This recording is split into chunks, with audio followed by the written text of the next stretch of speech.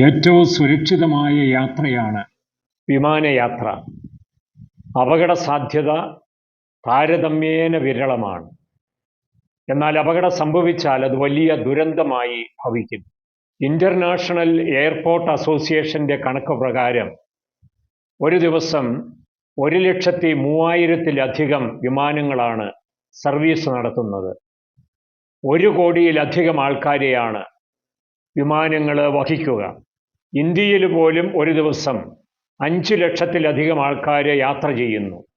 3161 വിമാനങ്ങൾ ഇന്ത്യയിൽ പറക്കുന്നതായിട്ടാണ് കണക്ക്.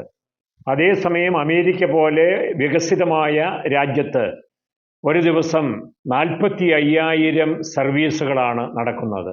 കഴിഞ്ഞ ദിവസം ഗുജറാത്തിലെ അഹമ്മദാബാദ് സർദാർ വല്ലഭായ് പട്ടേൽ അന്താരാഷ്ട്ര വിമാനത്താവളത്തിൽ നിന്ന് ലണ്ടനിലേക്ക് പറന്ന് ഉയർന്ന വിമാനം ഏതാനും നിമിഷങ്ങൾക്കുള്ളിൽ നിലംപൊത്തുകയുണ്ടായി.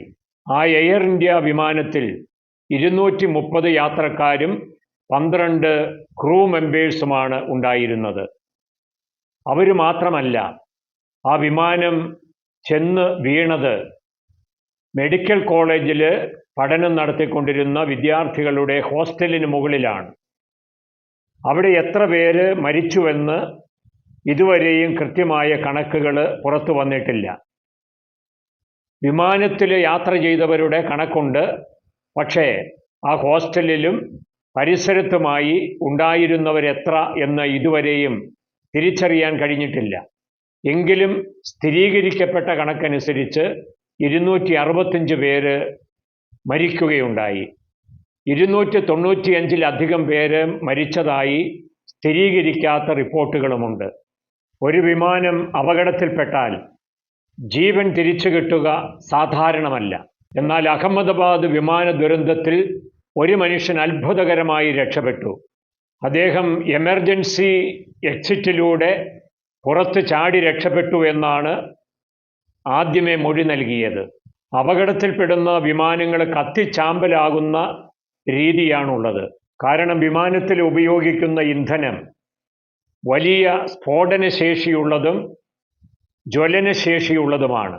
അപകടത്തിൽപ്പെട്ട വലിപ്പത്തിലുള്ള സാധാരണ ഒരു വിമാനത്തിൽ 1,00,000-ലധികം ലിറ്റർ ഇന്ധനമാണുള്ളത്.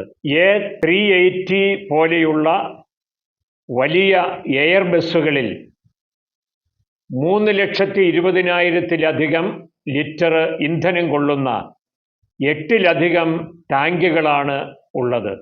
അത്തരം വിമാനങ്ങളിൽ 800-ലധികം യാത്രക്കാർക്ക് സൗകര്യമുണ്ട്. വിമാനങ്ങൾ അടിയന്തരമായി നിലത്തിറക്കേണ്ടി വരുമ്പോൾ ഇന്ധനം ചോർത്തിക്കളയാൻ വേണ്ടിയിട്ടാണ് ആകാശത്ത് പല പ്രാവശ്യം വിമാനം മണിക്കൂറുകളോളം ചുറ്റേണ്ടി വരുന്നത്. സൂചിപ്പിച്ചതുപോലെ വിമാന അപകടങ്ങൾ വളരെ വിരളമാണ്. എങ്കിലും കൂടുതൽ അപകടങ്ങൾ ഉണ്ടാകുന്നത് ഇന്ത്യയിലാണ്. വിമാനം ഏത് കമ്പനിയുടേതായാലും 100% സുരക്ഷ ഉറപ്പുവരുത്തേണ്ടത് ആവശ്യമാണ്. സിവിൽ ഏവിയേഷൻ വകുപ്പും സർക്കാരുമാണ് അതിന് മുന്നിട്ട് ഇറങ്ങേണ്ടത്.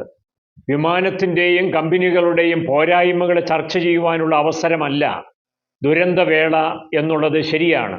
എങ്കിലും ചില വിമാന കമ്പനികളെക്കുറിച്ച്, അതിൽ എയർ ഇന്ത്യയും ഉൾപ്പെടും, പരാതികൾ പലപ്പോഴും ഉയരാറുണ്ട്.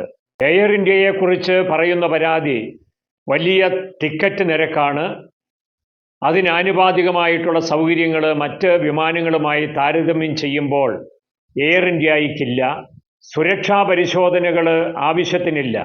ആളുകളെ പരിശോധിക്കുമെങ്കിലും വിമാനത്തിൻ്റെ യന്ത്രങ്ങൾ വേണ്ട വിധത്തിൽ പരിശോധിക്കുന്നുണ്ടോ എന്ന് സംശയമാണ് എന്നാണ് പൊതുവെ പറയുക. അപകടത്തിൽപ്പെട്ട ഈ വിമാനം തന്നെ 1-ലധികം തവണ 6 മാസത്തിനിടയിൽ തകരാറുകൾ കാണിച്ചിട്ടുള്ളതാണ്. അപകടങ്ങൾ പൂർണ്ണമായി ഒഴിവാക്കാനാവില്ലെങ്കിലും ശ്രദ്ധ കുറയുമ്പോൾ അപകടങ്ങൾ കൂടി വരാനുള്ള സാധ്യത വർദ്ധിക്കുകയാണ്.